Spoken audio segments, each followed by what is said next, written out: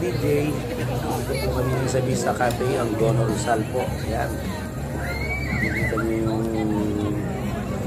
background ko po. Napakagandang lugar dito. Kung gusto nyo mag-relax at makalanap ng sariwang hangin dito po. Pwede po sa Vista Cafe po. Ang tanong nyo lang po, madadaanan nyo po ito malapit sa paglampas po ng McDonald's po dito sa Big Town po. Nalampas po kayo ng KD tapos McDonald's.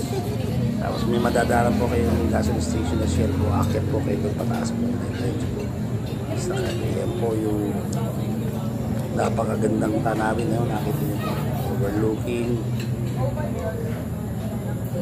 Talaga nakaka-relax po talaga dito.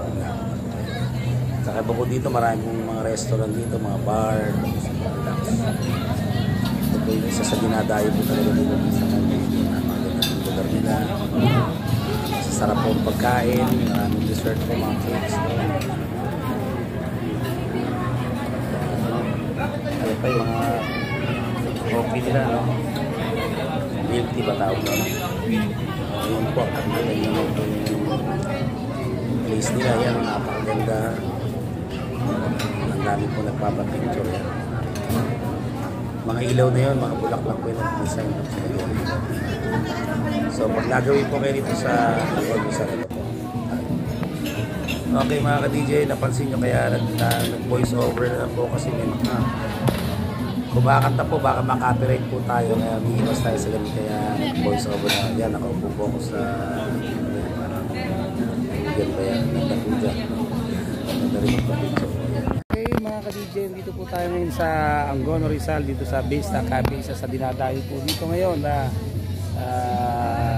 Vista Cafe po dito sa Gono. Yan, pag nagawi po kayo dito, ako napakaganda po, marami po rin mga restaurant, tapos may mga bar po. Yan, ito po ang kanilang yan, nakita yun, napakaganda mga kinisay na bulaklak na mga ilaw, napakaganda yan, napaka-relaxing po talaga yan. Ayan po, kanilang place po. Kaya may bago na kayong pwedeng puntahan. Nagawin po kayo dito sa Gono Rizal Vista Cafe. Dito po, packet po ito diyan along dito sa Shell Station po. Ayan po. Thank you. Okay mga ka-DJ, ito naman po yung order lang na kasi kakakain lang namin. Yan po yung mango raffle cake. Ano masa? Yan po, napakasarap po. Mango raffle cake. Ayan, presyo rin po. Medyo may kamahalan ko. Ayan naman po yung kanilang chocolate mouse po na parang red ribbon din po yung style yan. Napakasarap po. Sulit po. Napaka-pino. Tapos? Kaya lang medyo talagang hindi pwedeng lagi, medyo matamis kasi kaya sa mga diabetic yan, advisable na laging ganito. Pero paminsan-minsan siguro okay lang. Yan. Yan po yung order namin. Ayan po yung place nila. Napakaganda. Bali, ayun, kumaway na. Lumipat po kasi kami. Nakikusap yung waiter na dito na lang lumipat. Pero kasi may okasyon na kailangan ng malaking place doon sa kabila. Yan.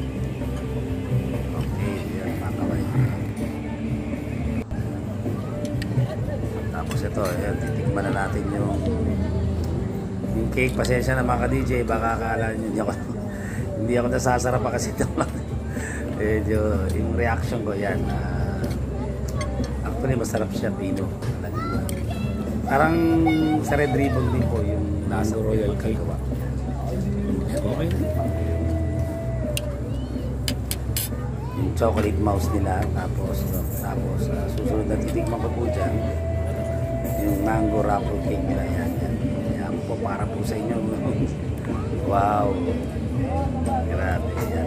Parang hindi pa makamove on si DJ Master. Yung umulit pa.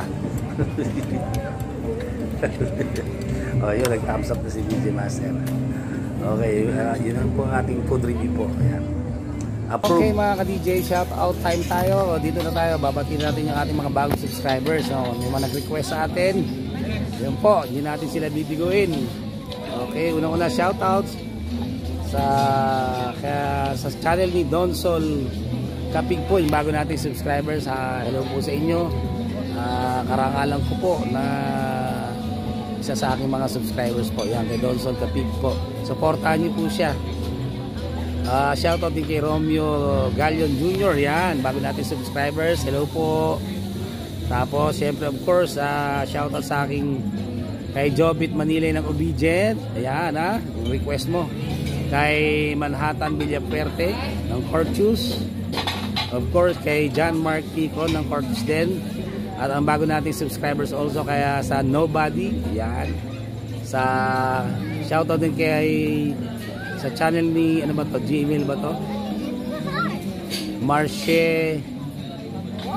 Marcela 75 ba to? Yun, pasensya na natin na isulat na maigi. Of course kay Nathan Bahada, yan, shoutout sa iyo.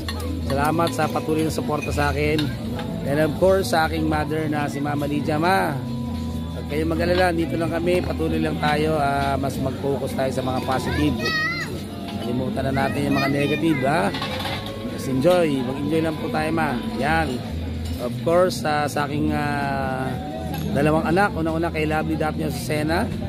Of course shoutout din sa Barda, yan, yung Pesa at kay David Licaco. Yan po yung mga sumusuporta sa love team na yan.